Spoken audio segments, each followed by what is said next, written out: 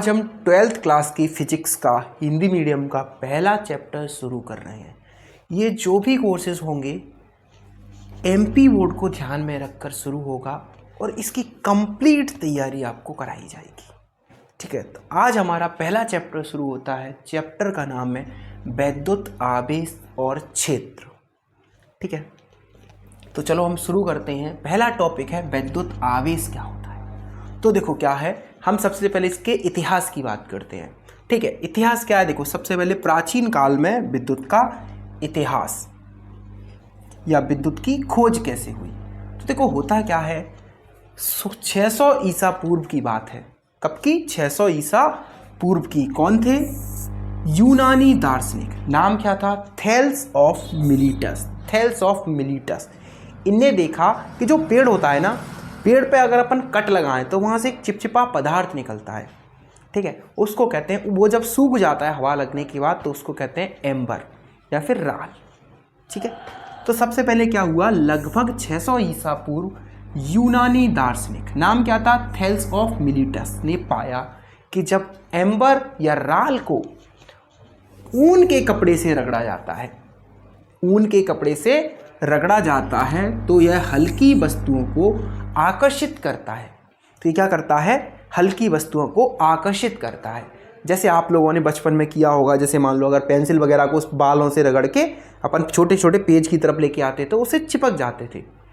ठीक है, तो वैसे ही क्या है, इन्होंने देखा कि जब एम्बर को ऊन या फर के कपड़े से रगड़ा जाता है तो ये क्या करता है, हल्की वस्तुओं को आकर्षित करता है।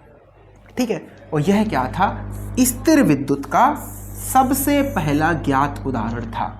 क्योंकि जब अपन इससे रगड़ते, ऐसे मान लो अपन ने पेंसिल वगैरह को बालों से रगड़ के पेज की तरफ लेके आते हैं तो उनके बीच में जो बल लगता है, उस बल की वजह से वो चिपकने लगते हैं।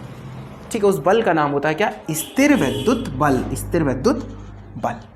तो क्या था, 600 ईसा पूर्व की बात है। कौन थे? यूनानी दार्शनिक, नाम क्या था? Thales of Miletus.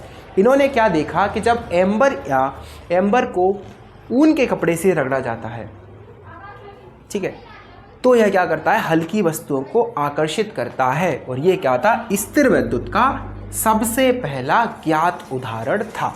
चलो आगे बढ़ते हैं। वेट, चलो अब हम आगे बढ़ते हैं। विद्युत के इतिहास में ही हम आगे बढ़ रहे हैं। अब क्या है, देखो बात कब की है, 17 और 18वीं शताब्दी की। क्या है, 17 और 18वीं शताब्दी में सबसे पहले क्या हुआ, विद्युत के जो अध्ययन था उसकी शुरुआत होती है। कब?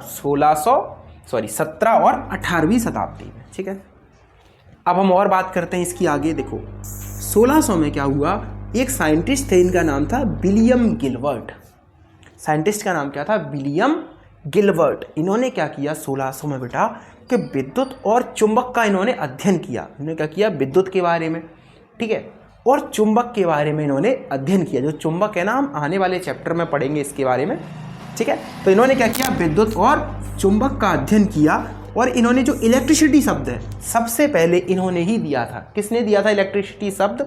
विलियम गिलबर्ट ने। कब? 1600 शताब्दी में। किसने दिया था?